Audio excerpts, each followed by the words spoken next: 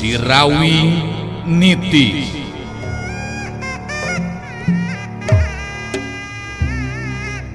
Sorot Panon Rasanti alias Munarsi, sakapeung galak gular giler, galak mataksieun anu borangan, sakapeung deui ciga anu melong kosong, arang ngiceup seperti jalma biasa. Kituna teh lantaran aya dina pangaruhna Nini Karimun Sakti. Dongeng Sunda Roman Silat ngajujut laku mapai rundayan carita hiji jajaka katurunan Jawara Sunda. Sirawing Nitis. Sanca dawuk cengkat nangtung muterkeun paneteupna kasabudeureun eta patempatan, narik napas panjang bari ngagerendeng ngomong sorangan. Di mana aing bisa manggihan si topeng mayitnya? Sanajan bener arwah panasaran kibuyut ireng anu sumanding geus mere pituduh mangsa diri aing ngayakinkeun ilmu, tapi tetep nu ngaran si topeng mayit cenah boga ilmu anu luar biasa. Kadinya aing kudu guru ilmu. Ku cara kitu kakara bisa malaskan nyeri ka Sirawing. Sirawing Nitis digarap Kumang Inoy, naskah Yasana Yat-Er, teknik jeung editing garapan Nopan Cahya Lagawa, pangjejer gawe Muhammad Ismail Haufansa.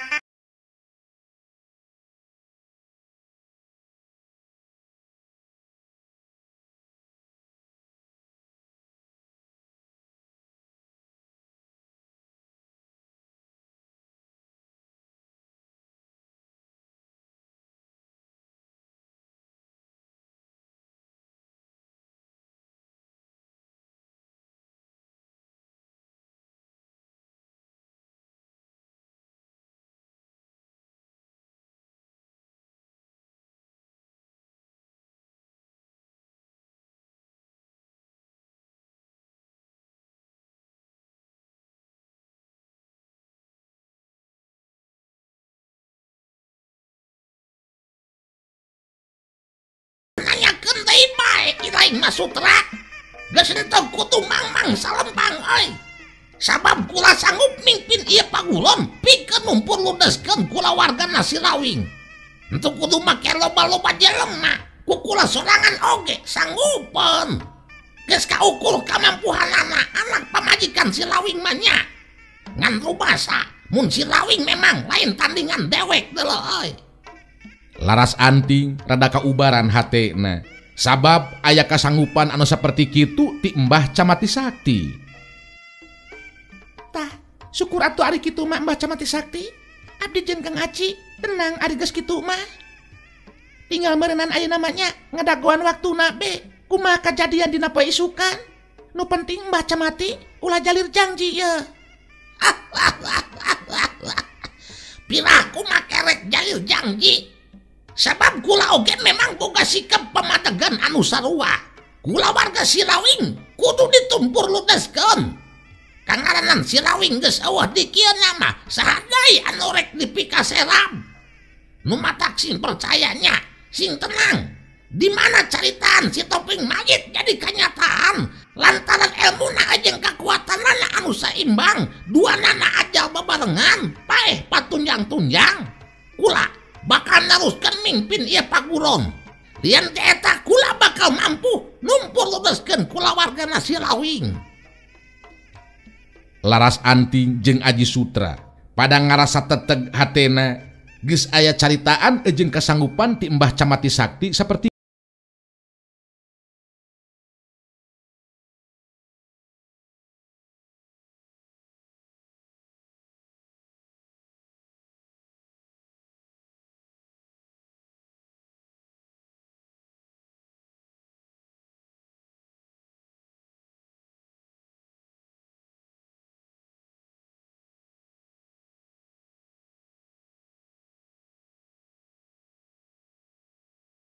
di imah anu dipake leureuh ku Sirawing sakulawarga.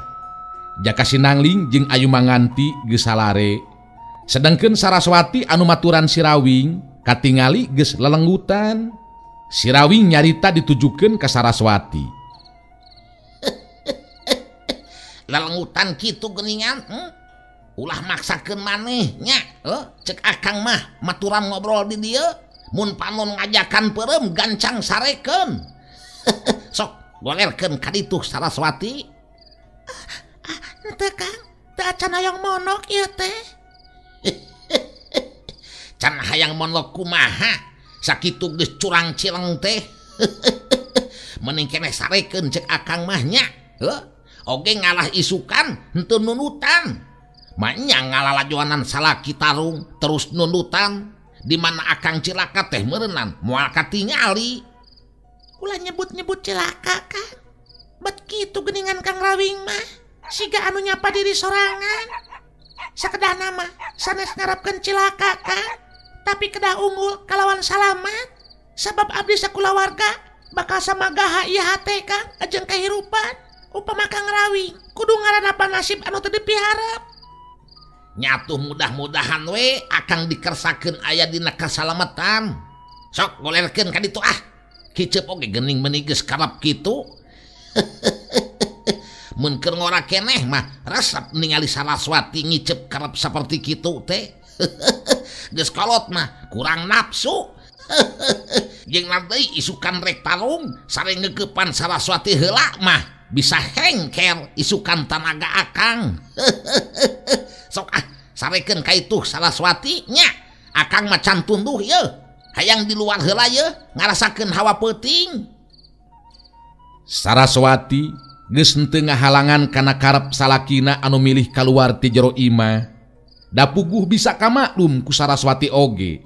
Sanajan bener si Rawing anu jadi salakina bangun anu tetep tenang, ngan kangaranan rek nying harepan tarung pamungkas dina poe isukan mah tetep be aya pangaruhna tangtuna oge kana hate ejeng pamikiran si Rawing.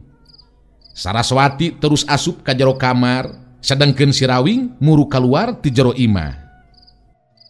Wanci peuting beuki simpe. Ukur sorak papaes peuting kayaning jangkrik cihcir ciang-ciang ejeng cari cangkas anu kadenge.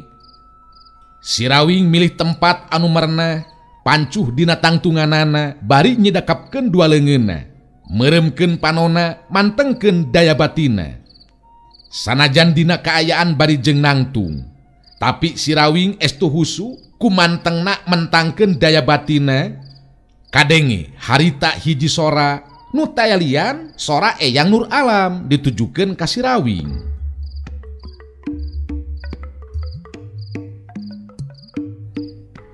Rawing, Eyang prihatin sabenerna mah. Sabab dina poe isukan make kudu aya lalakun anu saperti kitu. Tarung padutunggalan nalokeun jiwa jeung raga. Upama kaayaan dina poe isukan keukeuh dipaksakeun dilakonan. Gambaranna teu beda munding rarakitan kuda papasangan. Minyak ngalawan seuneu. Seuneuna parem minyakna bea. Sapasang kuda munding anu rarakitan beakeun tanaga. Antukna ngagoler babarengan. Pugur tambuh laku ajal patunjang-tunjang. Ngan sabenerna lamun hidup bisa nalungtik, sabenerna aya titik kelemahan anu dipiboga ku si Topeng Mayi. Ngan lamun ku Eyang dibejaan atuh meureunan lici estu henteu nyatria nu mata talungtik korehan singka panggih ku sorangannya ngeunaan titik kelemahan lawan. Ngan sakitu anu bisa ditepikeun ku Eyang.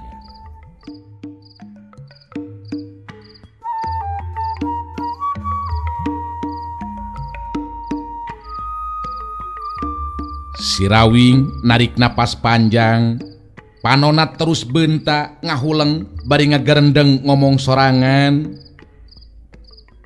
Naon titik kelemahanana nya si Topeng Mayi teh? Puguh ti mimiti keur tarung oge geus diteangan ejeng di pikiran. Oleh memang can kapanggih.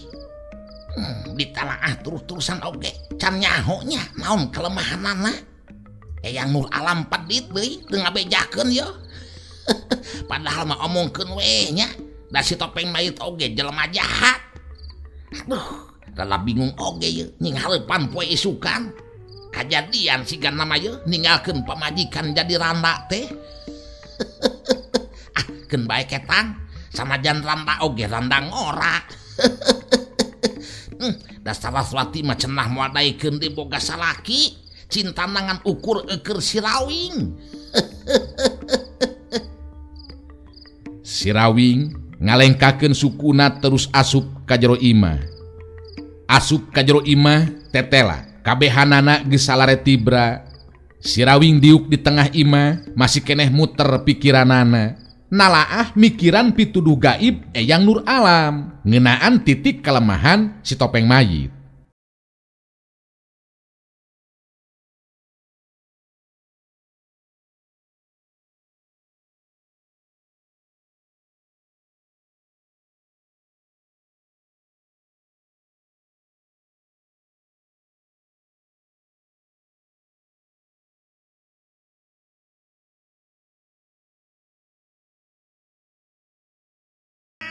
Isuk-isuk keneh geus aya anu nganteran dahar. Saperti hana waktu keur diajakan ngariung dahar ku si Topeng Mayit. Sanguna masih keneh ngebul sarta lauk paukna oge nyugemakeun. Nu nganteran dahar teh 2 urang anggota Topeng Laras. Anu saurang mah balik deui, sedengkeun anu saurang deui mah cicing di dinya. Sirawing jeung anu sejena geus beres marandi subuh keneh. Saterusna anu nganteran dahar teh harita nyarita. Mangga taruang heula Parawing oge anu sejenanya. Pamimpin kuring si Topeng Mayit ngahormat ka Parawing sakulawarga ngan supaya henteu curiga bisi pajarkeun rek di baruang hampura ye diasaan heulanya ku kuring. Saperti halna anu kungsi dilakukeun ku si Topeng Mayit. Kabeh dahareun teh anu disuguhkeun diasaan heula ku anu ngantiranana. Geus beres kitu mah manehna tetep cicing keneh di dinya. Sirawing jeung anu sejena jadi teteg geus kitu mah hatena. Sirawing anu pangheulana ngalas bari ngareret ka kulawargana terus nyarita. Sok urang tarimakeun yeuh rejeki. Penting eusi beuteung mah nya. Teu dieusian heula mah moal aya tanaga keh geura. Sok ulah asa-asa habek kainya. Ningali Sirawing geus ngalas malah geus ngamimitian dahar. Anu sajena oge nurutan geus teu asa-asa deui dina daharna. Wah, nyaan milasa yeuh nikmat. Nikmat dahar teh nya yeuh. Sigana teh ieu mah yeuh ngahaja we meureunan nyampakeun nyadiakeun keur bapanya jang. Nya kitu Parawing. Ceuk pamimpin kuring oge, Parawing sakulawarga wajib dihormat sabab bener-bener jago anu sajati cenah. Kakara ayeuna ieu pamimpin kuring manggihan lawan saperti Parawing. Sarua bapa oge kakara ayeuna yeuh manggihan jelema saperti si Topeng Mayit mah nya. Ngajakan tarung nepikeun ka anggeus-angeusan tapi kawas jeung kadulur. Make jeung merhatikeun merenahkeun segala rupana. Ongkoh jeung musuh tapi siga lain musuh. Ngan hanjakalna teh tuh teu nyahoeun nya kana pangabeuki Sirawing. Nah naon kitu pangaresep Parawing teh? Cobek belut. Kitu-kitu naon kitu teh? Belum hayam. Keur opieun mah bubuy dawegan anu nikmat teh geura. Padahal lain milu we atuh ngariung sakalian dahar di dieu jang. Nya. Di dieu yeuh jeung ileung-ileengan teu puguh mah. So. Wah, bahaya atuh milu ngariung mah Parawing. Sarua we jeung kuring teu ngahormat ka Parawing sarta sakulawarga. Kanyahoan ku pamimpin kuring mah bisa cilaka, eureun beureunan jadi jelema. Nya wayah mah we ketang kitu nya, kangaranan ari jadi anak buah mah kudu nurut ka pamimpin. Ieu Parawing, kuring jadi panasaran oge ye. Nah panasaran naon kitu jang? Kangaranan sakedeung deui teh pan Parawing rek nyorang tarung anu panganggeusan. Tapi diperhatikeun ku kuring teh Parawing mah tenang-tenang be. Siga anu henteu rek nying hareupan tarung geuningan. nya tenang weh atuh Jang. Memangna bapak kudu ajrag-ajragan, kudu ajret-ajretan. Bet ayeuna mah apaan lain keur tarung tapi keur ngariung dahar. Nya kaayaan anu ayeuna keur dilakonan kudu dirasakeun kanikmatanana. Tapi keur sakabeh anggota Topeng Laras Parawing geus pada nyebar ieu teh caritaan upama dina tarung ngagunakeun ilmu pamungkas engke cenanya tetela ilmu jeung kekuatan tetep seimbang. Bahaya Parawing, sabab teu mustahil bisa ajal bina sababarengan. Kitu nurutkeun keterangan jago-jago anu geus pengalaman mah. Tapi Parawing mah bangun anu teu jadi pikiran cigana teh. Cek bapak oge ari jadi pikiran mah sarua Jang nya. Ngan keur bapak memang geus panceg kayakinan hirup lain menang kahayang paeh teu beunang di pikamung. Digelarkeun ka ieu dunya teh urang mah apanan teu inget-inget acan jajauheun ka ngamprah heula kanu boga. Manya waktu rek paeh kudu nolak mbung-bungan atuh eta mah linglung Jang. Kangalanan takdir mah teu beunang dipungkir. Geus pastina mah moal bisa ditolak. Dulur bapak be bila kadar ditajong kana batu leutik terus labuh terus hos we paeh Jang. Ditajong kana batu leutik labuh terus paeh nya bener Jang. Labuhna kana jero gawir sirahna ninggang batu gede. Pan teu pira pan ditajong kana batu leutik geus kuduna balik mah nya balik we. Komo bapak jeung si Topeng Mayit atuh ieu mah naon pipaeheunna diteangan ku sorangan. Dar make jeung tarung anggeus-anggeussan. Ngan keur bapak mah memang moal mang-mang lamun teh mah kudu ku cara kitu pikeun balik mulang ka alam kalanggengan. Anggota Topeng Laras anu nganteuran dahareun unggut-unggutan manehna bet ngarasa simpati ku pribadina si Rawing. Cacakan can dilapanggih jeung kakaraharita ngobrol.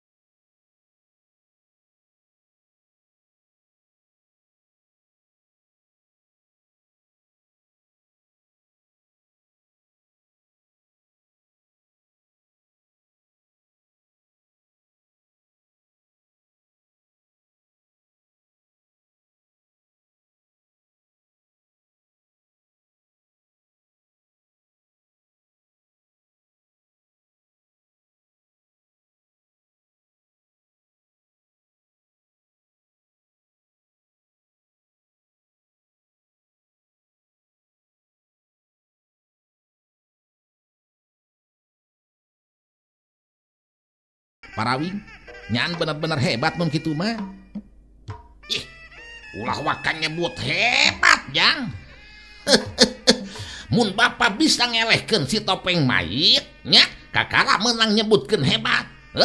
Hebatna teh lantaran bapak salamet lepas tina ancaman nya. Ancaman ti jalma anu hayang ngeuleunkeun bapak hirup di pawenangan. Sok tah beresan Jang. Urut alas nanya, ulah kagok ngahormat. Nya beres Parawing, kenda bagian kuring gimana? Urut alas dahar dina waktu harita diberesan, geus beres terus diakutan dibawa deui, sanggeusna amitan ka si Rawing jeung anu sejena. Ayu manganti neuteup ka si Rawing teu rilat terus kedalisan. Memang ulah boroning anu sanes keta. Atuh da abdi oge kaget ningali Amarawing mah. Bade nyingharepan tarung anu pamungkas tapi bet masih kene sapertos anu suka seuri. Ari geus kudu juba jebi bari jeung ceurik bet ngewa ka Cina meuleunan sakieu geus kakolotanana kudu ceurik mah. Lain padahal mah nya eta gigireun imah lahan kosong kitu. Teu dipelakan naon-naon bet eueuh pisan kahayang anu boga tanahna nya nyaan yeuh bodoh. Saraswati ngareret ka salakina terus nyarita. Tuh nya da Kang Rawing mah cicing kana tanah kosong diajakan ngobrol teh teu kedah dipikiran Kang dalahan tanah batur ieu. nyaman keneh mikiran tanah lahan kosong jeung tibatan mikiran tarung mah. Cek akang oge ngeunaan tarung mah engke mah nya kumaha engke behna we Saraswati. Doakeun weh nya ku anak jeung pamajikan sangkan si Rawing aya dina kasalametan. Heupi laku da akang teh teu boga karep rek binasa ka sasama. Teu wengi keneh oge abdi mah munajatna dadakan umah kawasa Kang. Margi abdi oge jaka sinangling katut ayo manganti. Moal mampu narima kana kanyataan upami dugikeun ka Kang Rawing ngantunkeun ieu alam pawenangan Kang. Tah, da kitu rata-rata cek akang oge nya. Memeh urang dewasa teu ngimpi-ngimpi acan rek hirup ngahiji lin Saraswati dikersakeun hirup bebarengan nyaeta ngajodlo teh. Ari geus waktuna kudu balik, mumbungan. Padahal urang teh apanan ieu? Lain anu bogana. Kumaha ieu teh? Ah, sesah ngobrol jeung Kang Rawing mah. Tuh Kang, tos aya nu kadieu geuningan Kang. Saraswati dina waktu harita ngareret kaluar, katingali rentang-rentang aya anu datang, salah saurang anggota Topeng Laras ngan lain anu tadi anu nganteuran dahar.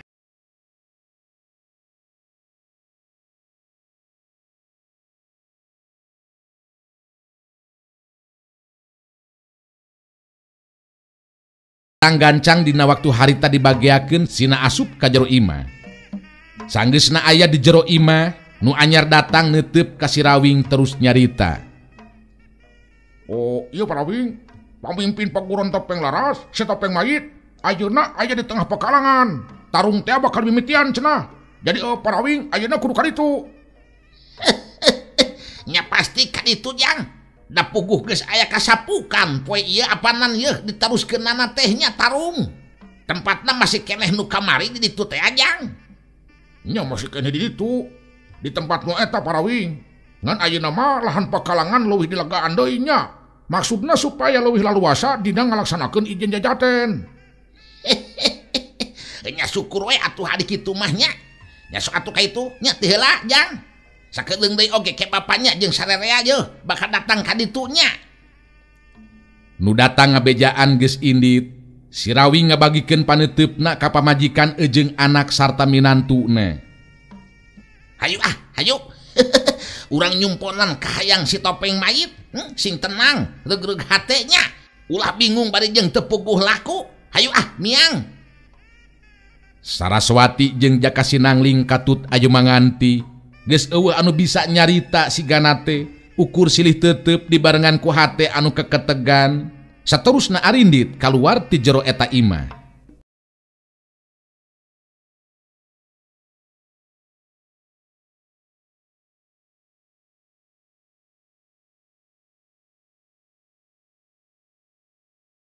Dituju nu memang henteu jauh jarakna. Si Topeng Mayit geus aya di tengah pakalangan. Muterkeun paneteupna ka sakuriling eta patempatan, teu lila terus nyarita deui. Mundur deui rada jauhan. Leuwih legaan deui ieu lahan pakalangan. Bisi Arandika kabalerangan. Ingatkeun, ieu tarung-tarung anu pamungkas anu bakal ngagunakeun kakuatan sapiduhna. Mun deukeut jarakna bisa aya anu cilaka, sok malunur deui nya. Anggota paguron Topeng Laras anu ngalingkung ngurilingan eta patempatan, harita pada malunur deui. Lahan pakalangan jadi leuwih lega ayeuna mah. Si Topeng Mayit ngareret ka si Rawing anu geus datang tapi can asup ka jero pakalangan. Si Topeng Mayit terus ngagero. Wayana waktuna neruskeun lumakuna taruh Rawing. Ger asup ka pakalangan, kukula di dagoan. Si Rawing dina waktu harita ngalengkahkeun sukuna, dina lengkah-lengkah anu tetep tenang taya karingrang.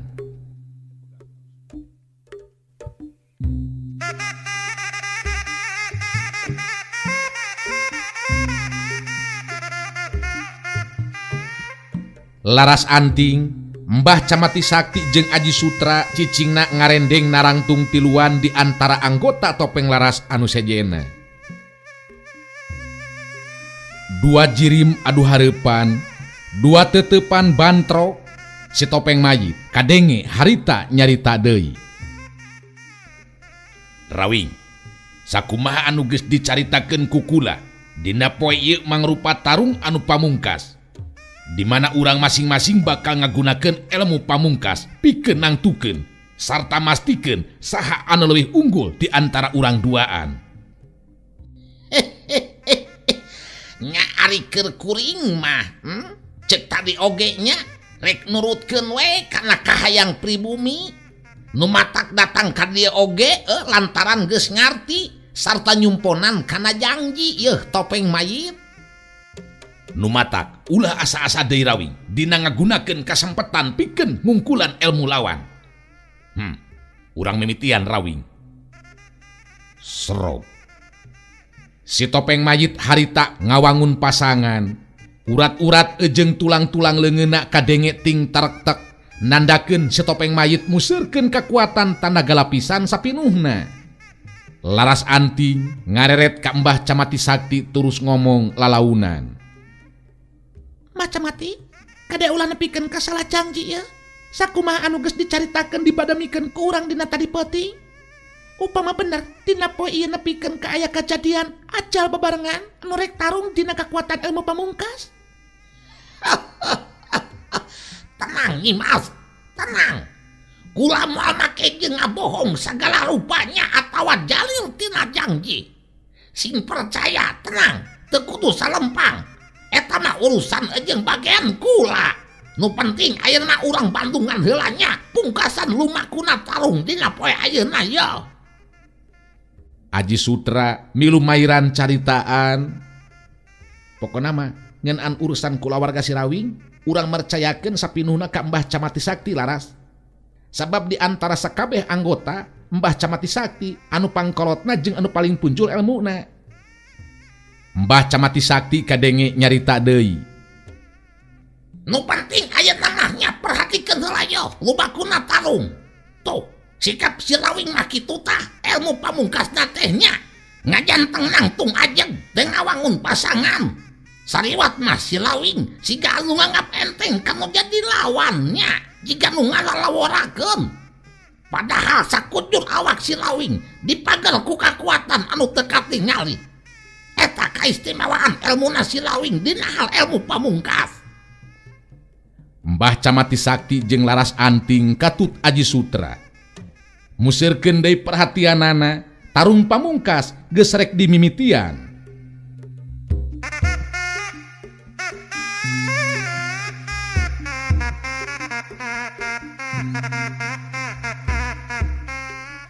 Si Rawing harita tetep ajeg dina tangtunganana henteu ngawangun pasangan. Si Topeng Mayit neuteup ka si Rawing.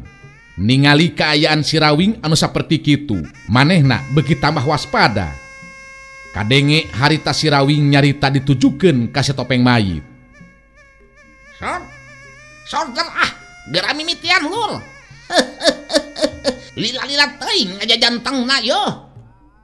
Rawing memeh tarung di mimitian. Ayeuna leuwih teu heula kula bakal tumanya nalika Andika. Nadi saya gadiri pikeun narima akibat tina lumakuna ieu tarung. Lamun teu Andika, pasti diri kula anu bakal ngalayang nyawa. Malah bisa jadi urang paeh patunjang-tunjang ajal babarengan. Si Rawing dina waktu harita nyerenge seuri, bari teu lila terus nyarita deui. Nya ari keur kuring mah geus jelas. Moal make kudu risiko pati rempan ku ajal. Kangaranan tarung memang geus bisa dipastikeun bakal kitu akibatna. Upamana teh mah nepikeun ka ajal moal make kudu rempan. Sabab tangtungan ukur samet aakuanan. Nya ngan kuring tetep yeuh ngarasa bagja sanajan nepikeun ka ajal. Sabab tetep dapat dina jalan anu lempeng, dina jalan anu caang. Moal make kudu keung, sabab jalan anu bakal disorang pikeun mulang ka poe panjang nagara Tunjung Sampurna oge pasti bakal caang kitu tah lur. Hade lamun kitu Marawing. Sarua jeung kula sikep jeung pamadegan Andika. Ngeunaan caang jeung henteuna jalan anu bakal disorang, upama kula engke ajal, eta mah kumaha engke urusanana. Eueuh anu paeh hirup deui. can aya nu nyahueun secara pasti di eta alam marawing. Hayo urang mimitian ayeuna mah.